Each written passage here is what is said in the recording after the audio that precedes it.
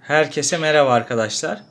Şu an görmüş olduğunuz taşıma kafesini yaklaşık olarak 12 günde tamamladım.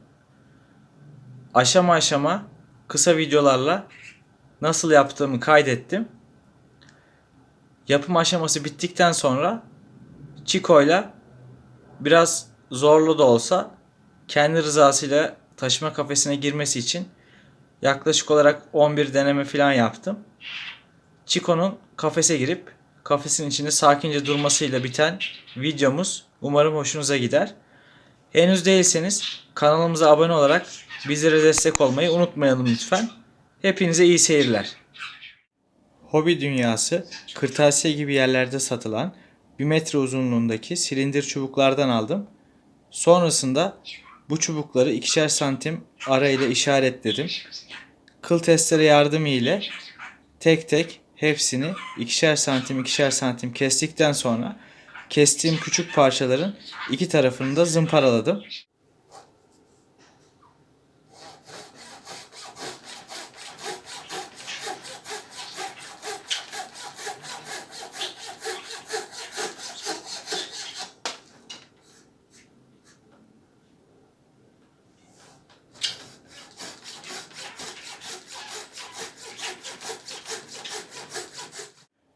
Sonrasında ise bütün parçaları aynı standart ölçülerde ve düzgün bir şekilde yapıştırabilmek amacıyla bu şekilde bir kalıp hazırladım.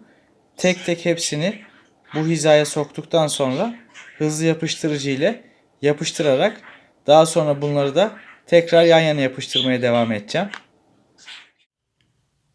Bu şekilde merdiven gibi tek tek yaptıktan sonra iki merdiveni yan yana koyup aradaki çubukları ekledim.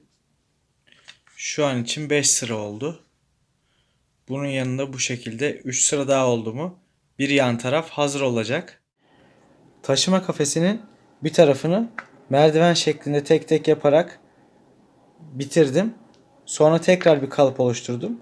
Bu sefer yapıştırmadan bütün parçaları bu kalıbın içine oturtarak tüm parçaları yerleştirdikten sonra hızlı bir şekilde tek tek hepsini yapıştıracağım.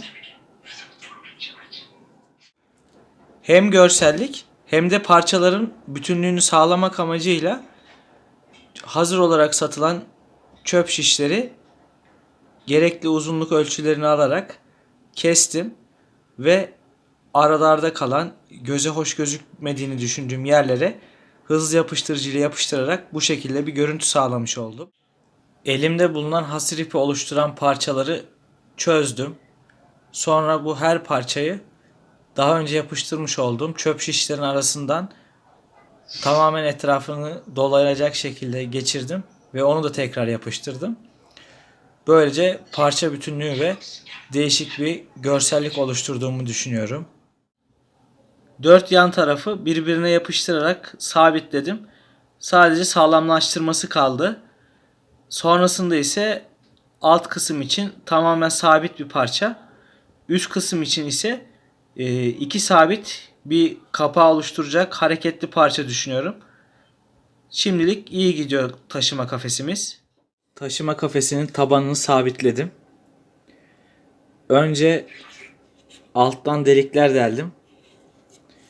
Bu deldiğim deliklerle taşıma kafesinin her köşesini hem içeriden hem dışarıdan iple sabitledim.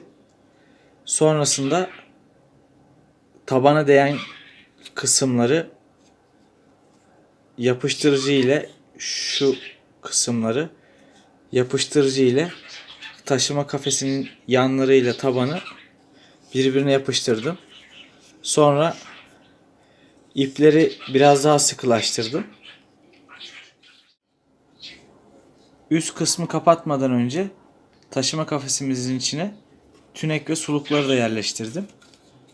2 tane suluk yerleştirdim. Bunun bir tanesine su, bir tanesini de yem koymayı düşünüyorum. Suluklar sabit durumda şu an ama yapışmış değil. Üstüne ve önüne 2 tane parça yapıştırdım. Mesela şöyle ters çevireyim. Sallayayım. Yani hiç ses bile gelmiyor. Çıkarmak istediğimde ise şöyle sola çevirdiğimde çok pratik bir şekilde çıkıyor. Tekrar taktığımda aynı şekilde duruyor. Görüyorsunuz, salladığımda en ufak bir oynama sesi bile yok. Tüneğini de yapıştırdım. Şöyle bir de yandan göstereyim. Şimdi de taşıma kafesimizin üst kısmını gösteriyorum arkadaşlar. Öncelikle Chico'nun isminden, harflerinden birer tane aldım ve yapıştırdım. Sonra küçük menteşelerle buraları yapıştırdım. Vida ya da çivi kullanmadım. Burada da kilitli şekilde açılır, kapanır bir mekanizma var. Bu kapağı nasıl yaptım? Dört köşeden matkapla deldim. Sonra kıl testere geçirip köşeleri birbirine denk getirecek şekilde kestim. Kestikten sonra bu menteşeleri ve kilit mekanizmasını taktım. Kenarlarda görmüş olduğunuz 4 tane delik var. Bu deliklerden köşedeki 4 tanesi taşıma kafesinin tabanıyla tavanını sabitleyecek ipler için kullanacağım. Ortada kalan diğer 2 delik ise taşıma kafesini bir halkaya geçireceğim iplerle elimle taşıyabilmek için kullanacağım. Bunları da hazırladıktan sonra tekrar göstererek bir küçük video daha hazırlıyorum sizlere. Taşıma kafesimizin kapağının da yer aldığı üst kısmın sabitleme işi de tamamlandı. Kilit mekanizmasını açıyoruz. Kafesin içi gözüküyor. Şu an yatay çekiyorum ama yukarıdan göründüğünü düşünün. Tekrar kapatayım. Tavanda olduğu gibi tabanı da şu iplerle alt kısma sabitledim. Daha sonra yan taraflarla kapağın yer aldığı üst kısmın temas noktalarını tekrar bantladım. Sonrasında ise şu şekilde göstereyim.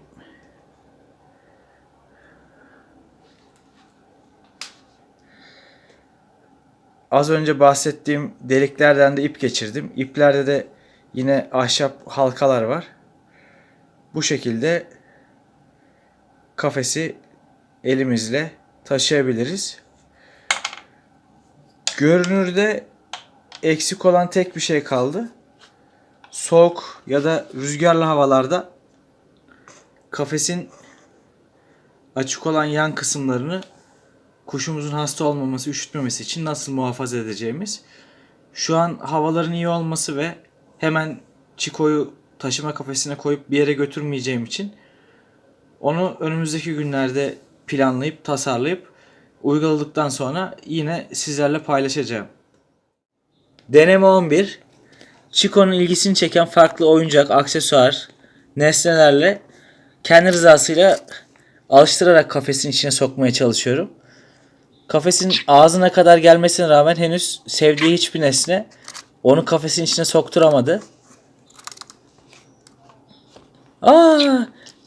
Nereye gitmiş bu Chico? Nereye? Nasıl gitmiş? Bak bak bak bak bak. Gir bakalım. Ben oynayayım mı bununla? Ben yiyeceğim Chico bunu. Ben yiyeceğim. Ben yiyeceğim. Gir bakalım Chico'cum.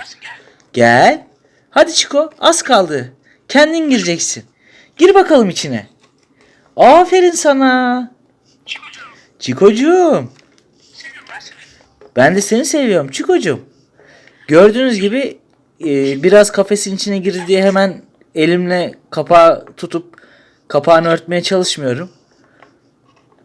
Alıştıra alıştıra. Gel Chico. Ne varmış burada? Aa! Ben yiyeceğim Chico. Ben yiyeceğim. Aferin sana. Şimdi yavaşça taşıma kafesinin kapağını örtmeye çalışacağım. Muhtemelen biraz kapattığımda hemen kaçmaya başlayacaktır. Bir yandan kutuya şu an iyice oynamaya çalışıyor. Yavaş yavaş onu korkutmadan, ürkütmeden kapağı örtmeye çalışıyorum gördüğünüz gibi. Yani farklı nesneler, kuşunuzun hoşuna giden oyuncak ve eşyalarla onu alıştırabilirsiniz. Oradan giriş yok Çiko. Giriş buradan. Gir bakalım. Aferin sana. Mesela şu an kafesin kapağını tuttum. Örtüyorum. Çek kuyruğunu da. Ve kafesi doğrultuyorum. Bakalım içinde nasıl duracak. Şu şekilde perdeyi de biraz açayım. Nasıl Çiko? Sevdin mi orayı? Güzel kuşum benim. Gördüğünüz gibi şu an ilk kez kafesinde. Tüneyin üstünde duruyor. Kuyruğu sulukların arasında. Herhangi bir boyut sorunu yok. Kafesin ölçülerini videonun açıklama kısmına yazacağım arkadaşlar. Oradan bakabilirsiniz. Şu an sanki bir yere kapatılmamış gibi sigara paketiyle oynamaya devam ediyor bir yandan. Tabi ortama alışması da gerekecek. Biraz şu şekilde çevirirsem sanırım kafesin içi de daha iyi gözükecek. Tabi evim biraz dağınık. Sandalyenin, sehpanın altında bir şeyler vardı. Çiko, alıştın mı oraya? Sevdin mi sen? He? Artık orada yaşamak ister misin? Ne diyorsun? Hoşuna gitti mi? Biraz da bu şekilde uzaktan çekelim. Çiko. Çiko. Uykun mu geldi senin? He? Uykun mu geldi Çiko? Söyle bakalım.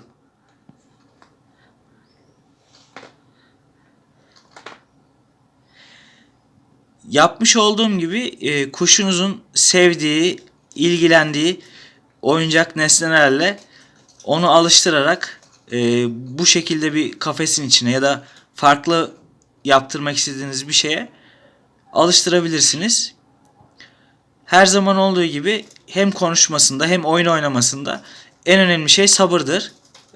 Kuşunuzun dilimizden anlamaması nedeniyle her istediğimizi hemen ilk seferde yapacağını düşünmüyorsunuzdur umarım. Şimdi içeride biraz hareketlenmeye başladı. Videomuzun sonunu Çiko'yu taşıma kafesinden çıkararak yapalım. Bu arada arkadaşlar, kanalımıza abone değilseniz, videolarımız hoşunuza gittiyse kanalımıza abone olarak bizlere destek olabilirsiniz. Çiko, çıkartıyorum seni. Hazır mısın Çiko'cum? Şu an taşıma kafesinin kapağını açtım. Çiko dışında. Tabi telefona geldi direkt. Telefonla kafese sokamayacağım için sigara paketiyle denedim. En kısa zamanda yeni videolarla görüşmek üzere arkadaşlar. Hoşça kalın.